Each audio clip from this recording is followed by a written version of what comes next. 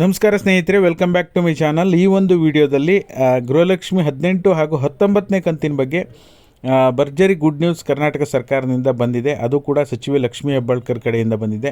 ಖಂಡಿತವಾಗ್ಲೂ ತಿಳಿಸ್ಕೊಡ್ತೀನಿ. ಯಾರೆಲ್ಲ ವಿಡಿಯೋ ನೋಡ್ತಾ ಇದ್ದೀರಾ ಪೂರ್ತಿ ವಿಡಿಯೋ ನೋಡಿ. ನೀವೇನಾದರೂ ಹೊಸದಾಗಿ ನಮ್ಮ ಚಾನಲ್ ನೋಡ್ತೀರಾ ಸಬ್ಸ್ಕ್ರೈಬ್ ಮಾಡ್ಕೊಳ್ಳಿ. ಹಾಗೆ ಎಲ್ಲರೂ ವಿಡಿಯೋಕ್ಕೆ ಒಂದು ಲೈಕ್ ಕೊಡೋ ಮೂಲಕ ಸಪೋರ್ಟ್ ಮಾಡಿ, ಓಕೆನಾ. ಮೊದಲನೇದಾಗಿ 18ನೇ ಕಂತು ಬಗ್ಗೆ ಹೇಳಿಬಿಟ್ಟು ಆಮೇಲೆ 19ನೇ ಕಂತು ಬಗ್ಗೆ ಹೇಳ್ತೀನಿ. 18ನೇ ಕಂತು ಈಗ ನೀವು ಸ್ಕ್ರೀನಲ್ಲಿ ನೋಡ್ತಾ ಇರ್ಬೋದು. 63% ಜನರಿಗೆ ಹಣ ಜಮಾ ಆಗಿದೆ. ಅದರಲ್ಲೂ ಕೂಡ ನಿನ್ನೆ ದಿನ ಯಾವುದು ಮಂಡ್ಯ, ಹಾಸನ, ಉತ್ತರ ಕನ್ನಡ, ದಕ್ಷಿಣ ಕನ್ನಡ, ಉಡುಪಿ, ಮಂಗಳೂರು ಈ ಜಿಲ್ಲೆಗಳಿಗೆ ಇನ್ನೂ ಕೂಡ ಹಣ ಬಿಡುಗಡೆ ಆಗಿರಲಿಲ್ಲ. ಈ ಯಾವ್ಯಾವ ಜಿಲ್ಲೆ ಬಂದಿರಲಿಲ್ಲ ಆ ಜಿಲ್ಲೆಗಳಿಗೂ ಸಹ ನಿನ್ನೆ ಹಣ ಜಮಾ ಆಗಲಿಕ್ಕೆ ಶುರುವಾಗಿದೆ. ಏನು 50% ಇತ್ತು, ಈಗ 60%ಗಿಂತ ಹೆಚ್ಚು ಜನರಿಗೆ ಗೃಹಲಕ್ಷ್ಮಿ 18ನೇ ಕಂತಿನ ಹಣ ಜಮಾ ಆಗಿದೆ ಅಂತ ಹೇಳ್ಬೋದು.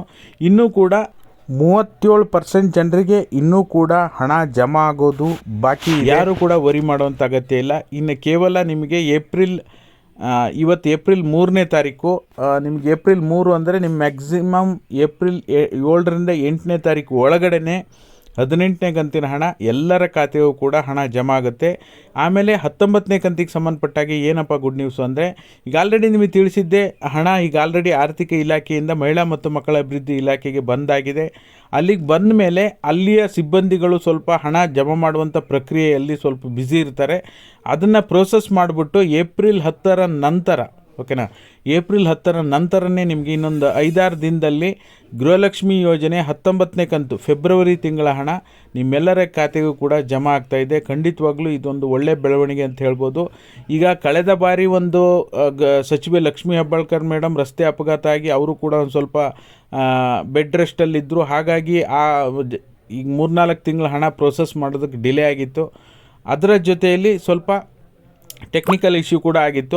ಆ ಸಂದರ್ಭದಲ್ಲಿ ವಿರೋಧ ಪಕ್ಷದವರು ಎಲ್ಲರೂ ಕೂಡ ಸೇರಿಕೊಂಡು ಇಲ್ಲ ಇವ್ರು ಹಣ ಹಾಕೋದಿಲ್ಲ, ನಿಲ್ಲಿಸೇ ಬಿಟ್ಟಿದ್ದಾರೆ ಅಂತ ಹೇಳ್ತಾಯಿದ್ರು. ಬಟ್ ಖಂಡಿತವಾಗ್ಲೂ ಆ ರೀತಿ ಆಗಲ್ಲ, ಖಂಡಿತವಾಗ್ಲೂ ಜಮಾ ಮಾಡೇ ಮಾಡ್ತಾರೆ ಅಂಥೇಳಿ ನಾವು ನಿರಂತರವಾಗಿ ಮಾಹಿತಿಯನ್ನು ಕೊಟ್ಕೊಂಡು ಬಂದಿದ್ದೀವಿ.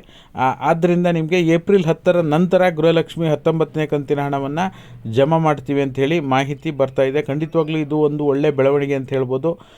ಹಾಗಾಗಿ ನಿಮಗೂ ಕೂಡ ಏನಾದರೂ ನಾನು ಹೇಳಿದ ಕೆಲವೊಂದು ಜಿಲ್ಲೆಗಳನ್ನು ಹೊರತುಪಡಿಸಿ ಬಂದಿರಲಿಲ್ಲ ಅಂತ ಹೇಳಿದ್ದೆ, ನೀವು ಮೈಸೂರು ಜಿಲ್ಲೆಯವರ, ಮಂಡ್ಯ ಜಿಲ್ಲೆಯವರ, ಹಾಸನ ಜಿಲ್ಲೆಯವರ, ಉಡುಪಿ, ಮಂಗಳೂರು, ಕೊಡಗು ಜಿಲ್ಲೆಯವರಿಗೆ ಯಾವಾಗಲೂ ಕೂಡ ಲೇಟ್ ಆಗ್ತಾಯಿತ್ತು. 17ನೇ ಕಂತು 60% ಜನ ಬಂದು ಮೊನ್ನೆ ಇನ್ನೂ 8-10 ದಿನಗಳ ಹಿಂದೆ ಮಂಡ್ಯ, ಹಾಸನ, ಮೈಸೂರು, ಕೊಡಗು, ಉಡುಪಿ, ಮಂಗಳೂರು ಜಿಲ್ಲೆ, ದಕ್ಷಿಣ ಕನ್ನಡ, ಉತ್ತರ ಕನ್ನಡ ಈ ಜಿಲ್ಲೆಗಳಿಗೆ ಜಮಾ ಆಗ್ತಾಯಿತ್ತು. ಬಟ್ ಆದರೆ ಇವಾಗ 18ನೇ ಕಂತು ಆ ರೀತಿ ಆಗ್ತಾಯಿಲ್ಲ, ಸಖತ್ ಸ್ಪೀಡಾಗಿ ಜಮಾ ಆಗ್ತಾಯಿದೆ.